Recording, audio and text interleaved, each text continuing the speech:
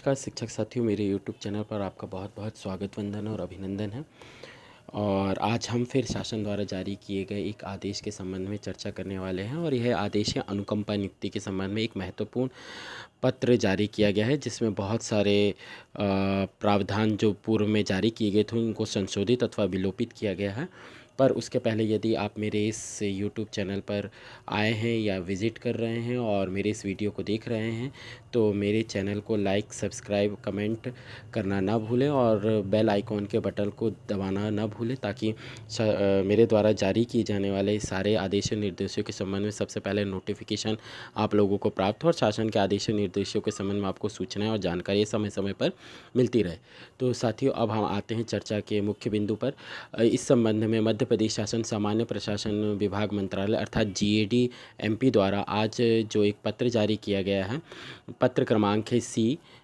3/12/2013/1/3 भोपाल दिनांक 27 मार्च 2023, जिसमें शासन के समस्त विभागों को पत्र इंडोर्स किया गया है और विषय है शासकीय सेवक की सेवा काल में मृत्यु होने पर अनुकंपा नियुक्ति बाबत।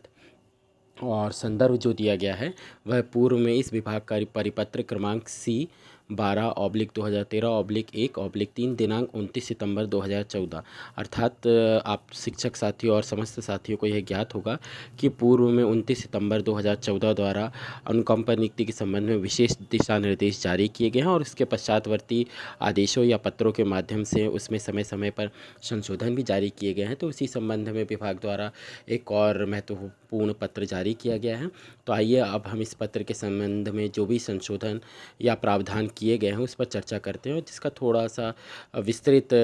चर्चा हम करेंगे ताकि आप लोगों के जो भी संशय हो उसका समाधान हो सके। विषयांतर्गत इस विभाग के संदर्भित परिपत्र के तहत अनुकंपा नियुक्ति के संबंध में एक चाई निर्देश जारी किए गए हैं, जो 2014 में जारी किए गए थे। राज्य शासन अनुकंपा नियुक्ति निर्देश दिनांक 29 सितंबर 2014 के प्रावधानों में निम्नानुसार संशोधन करता है। तो साथियों, हम इसमें जो भी संशोधित प्रावधान निर्धारित किए गए हैं उसमें चर्चा करते हैं। तो साथियों, कंडिका क्रमांक 2.2 में जो प्रावधान निर्धारित थे पूर्व से, उसमें मृतक शासकीय सेवक के आश्रित पति पत्नी द्वारा योग्यता ना रखने अथवा स्वयं अनुकंपा नियुक्ति ना लेना चाहे तो उसके द्वारा नामांकित पुत्र या अविवाहित पुत्री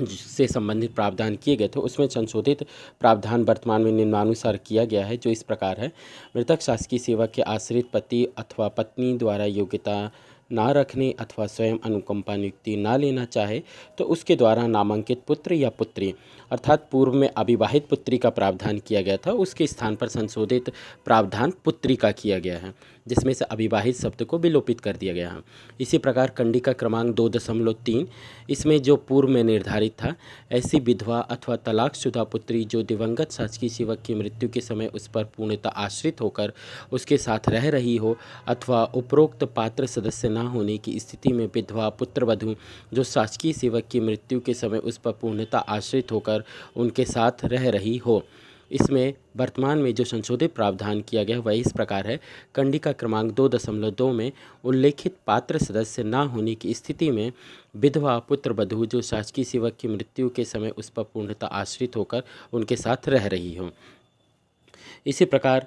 कंडिका क्रमांक 2.4 में जो प्रावधान निर्धारित किए गए थे पूर्व में, वह यह है कि दिवंगत शासकीय सेवक की संतान सिर्फ पुत्री अथवा पुत्रियां हो और वह विवाहित हों तो दिवंगत शासकीय सेवक के आश्रित पति पत्नी द्वारा नामांकित विवाहित पुत्री। यह स्पष्ट किया जाता है कि मृतक शासकीय सेवक के आश्रित पति अथवा पत्नी जीवित होने पर ही विवाहित पुत्री को अनुकंपा नियुक्ति की पात्रता होगी। ऐसी अनुकंपा नियुक्ति पाने वाली पुत्री को शासकीय सेवक के आश्रित पति पत्नी के पालन पोषण की जिम्मेदारी का शपथ पत्र देना होगा। और साथियों, इस कंडिका को जो 2.4 कंडिका पूर्व से निर्धारित थी 2014 के एक चाई आदेश जो अनुकंपा नियुक्ति के संबंध में जारी किए गए थे, तो इस 2.4 कंडिका को पूर्ण रूप से विलोपित कर दिया गया है वर्तमान में। इसी प्रकार कंडिका क्रमांक 2.6 में जो पूर्व से निर्धारित है कि अविवाहित दिवंगत शासकीय सेवक के भाई अथवा अविवाहित बहन को दिवंगत शासकीय सेवक के माता पिता की अनुशंसा के आधार पर, परंतु अविवाहित दिवंगत शासकीय सेवक के माता पिता भी जीवित ना हो तो उनके आश्रित छोटे अविवाहित भाई अथवा बहन को उनकी आपसी सहमति के आधार पर अनुकंपा नियुक्ति दी जाएगी। इसमें वर्तमान में जो संशोधन प्रावधान किया गया वह इस प्रकार है कि अविवाहित दिवंगत शासकीय सेवक के भाई अथवा बहन को दिवंगत शासकीय सेवक के माता पिता की अनुशंसा के आधार पर, परंतु अविवाहित दिवंगत शासकीय सेवक के माता पिता भी जीवित ना हो तो उनके आश्रित छोटे अविवाहित भाई अथवा बहन को उनकी आपसी सहमति के आधार पर अनुकंपा नियुक्ति दी जाएगी। और इसी में तीसरा प्रावधान यह है कि निर्देश दिनांक 29 सितंबर 2014 की कंडिका 2.7 में उल्लेखित स्पष्टीकरण के पश्चात